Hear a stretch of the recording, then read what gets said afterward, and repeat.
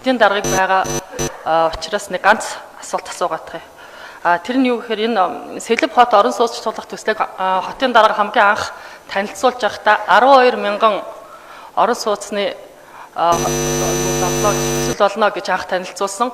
Хоёрдугаар удаагийн урьдчилсан хэзүүдээр тийм байсан. Хоёр дахь удаагийнхаа танилцуулга Сэлбийн танилцуулга орж ирэхэд 100000 болсон. Өнөөдөр 8848 болсон байна. Юу болоод 4000 алга болчихвоо. Энэ урьдчилсан хэзүүг хэрвээ одоо байгаа бол дахин нэг танилцуулаач. Хаана юу өөрчлөгдөж, юу болсон бэ гэдгийг би нэг тодруулж дараагийн саналыг хэлэх гэж энэ асуултыг асууж байгаамаа. За баярлалаа. Сэлбийн орон сууцны төслийг бид эхлээд 12 мянган айлын орон сууцны төсөл байхаар төлөвлөсөн. За ингээд техник эдийн засгийн үндэслэл боловсруулалтын хавцад нийтдээ 30 гагийн буюу 1-2 дугаар игнийг төр хувийн хвшлийн түншлэлээр хийж гүйцэтгэе. Өөрөөр хэлбэл яг хамгийн ашигтай гэсэн нүүрний игнэний байршлуудыг хувийн секторт өгч, хувийн сектор өөрсдөө барилгаа бариад үйлчлэгээ одоо эдийн засгийн эргэлтэнд оруулаад орон сууцаа зардаг ийм байдлаар төлөвлөгээд нэгдүгээр 158 гаагаас 30 га дээр нь хувийн хвшлүүдэд барилга бариулах ийм төлөвлөлт хийгдсэн. Ингээд 100000 болсон. За энэний дараа барилгын дундаж метр квадратуудын тоог бид нар илүү томсгосон. Өөрөөр хэлбэл анхны техник эдийн засгийн үндэслэлээр ихэвчлэн 33 метр, 35 метр, 38 метр квадраттай 45 метр квадраттай ийм орон сууцуд байсан бол сүүлийн үед хүмүүсийн бас хэрэгцээ, амьдралын шаардлагууд өөрчлөгдөж байгаа учраас бид нар 60-д 70 метр квадраттай орон сууцуд болгож ингэж өөрчилсөн. Өнөөдрийн зах зээлийн тренд бол ер нь одоо том орон сууцуд руу илүүтэй хүмүүс сонирхдог энэ чиг хандлага руу явж байгаа. Тэгээд энд бол одоо тэр анхны техник эдийн засгийн үндэслэлээр барихаар төлөвлөсөн тэр блокуудын тоон яг хэвээрээ байгаа. 113 блок 113-аараа босно. Харин доторх нөгөө айл өрхүүдийн тоо өөрөө 1000 хэдэн зуугаар буурч квадратуудын тоо нэмэгдсэн. Бид нар техник эдийн засгийн үндэслэлээр бараг 6 сар гарan ээлжид сууж нэлээд олон өөрчлөлтүүдийг хийсэн. Анхны нөгөө бидний өгсөн ажлын даруулгуур дээр зургийн компани хийгдсэн ажлын зурагт бид нэлээд өөрчлөлт.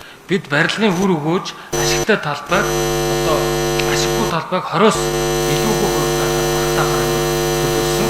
Төлөвлөлтийн хувьд одоо ингээд ерөөхдөө босч байгаа. Та хэд маань өөрсдөө бас газар дээр нь очиод бүх тендерийн баримт бичиг зураг төсөвтөөр гүйцэтгэлтэй ингээд газар дээр нь танилцаараа одоогийн байдлаар ерөөсөө санхүүжилт 30 орчим хувийн санхүүжилт гараад байгаа. Үлдсэн 70% санхүүжилт гараагүй байгаа. За шинэ нөхцөл байдлууд үүсэж байна. Аж ахуй нэгж байгууллагууд бид нар одоо танаад өртөг хідвэ гэдээ бид нар нэг дундаж өртгийг 3.8-аас 4.5 сая хооронд метр квадратыг үнэлээд ингээд борлуулалт эхлэхээр бэлтгэл ажил хангаж байгаа. Барилгын компаниуд юу гэж ярьж байгааг бол бид нар энэ үнээр чинь ажлын гүйцэтгэлтэй одоо нөгөө бартер байдлаар бас авъя гэдэг ийм зүйлүүд ярьж байгаа. Тэгэхээр сүүлийн үед бараа материалын үн өсөж байгаа. Энтэй холбогдоод манай борлуулалтын өртгөл одоо хамгийн бага ийм үнэтэй байхаар ингээд харагдж байгаа зүйл ажиглагдж байгаа. Одоо 30 гаруй гад хувийн секторыг сонгон шалгаруулж өгөхөөс одоо нийт сонгон шалгаруулсан талбай бол нэг 60 орчим хувь дээр нь аж ахуй нэгж байгууллагууд саналаа өгөөд манайхтай гэрээгээд хилцэлд ороод явж байгаа. Үлдсэн 40% дээр нь дахиж одоо хувийн секторуудыг сонгож шалгаруулахаар ингээд төлөвлөд ажиллаж байгаа. За хажууд нь бид нар бас нэгэнт одоо тэр орчны үн цэнийг нэмэгдүүлэх үүднээс Сэлб голын орчимд ийм тохируулахт ийм одоо нуур байгуулахаар ингээд төлөвлөд геодез усны барилга байгууламжийн газар шалгараад ажиллаж байгаа. Зурагт бас тодорхой өөрчлөлт оруулах шаардлагатай байгаа.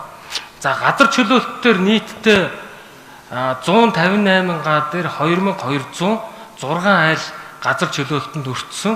Үүнээс одоо өнөөдрийн байдлаар 90 айл үлдсэн. За 90 айлаас нэг иргэн Б гэдэг иргэн дээр 25 газар байгаа. Павильонууд дээр 22 павильон байгаа. За үлдсэн 40 хэдэн юу аж ахуйн иргэд аж ахуйн нэгжүүд дээр ингээд энэ тэнд байршилтай байгаа.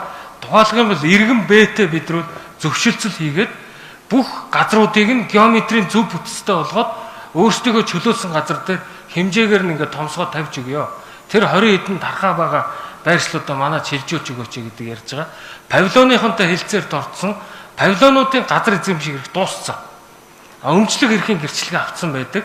За энэ павилонууд бол бид нар үйлчлэгээний талбай болон бусад зүйлээр ингээд хэлцэлд орё гэж байгаа. Цаана нь одоо яг үнэхээр ойлголцоход маш их төвөгтэй нэг 10 орчим хүн байгаа. Ингээд энэ төслүүд нэлээд урагштай явж байгаа. Энэ жил бид нар үргэлжлүүлээд одоо газар чөлөөлтийн ажлуудыг хийн. Цаашид бид нар нийслэл мөнгө босгож барилга орон сууцны төсөл хэрэгжүүлэхгүй энэ төслийн эхлэлийг шанг татаж энэ одоо сэлбийг эхлүүлсэ. Хизээж 2 жилийн дотор 160 га дээр ийм төсөл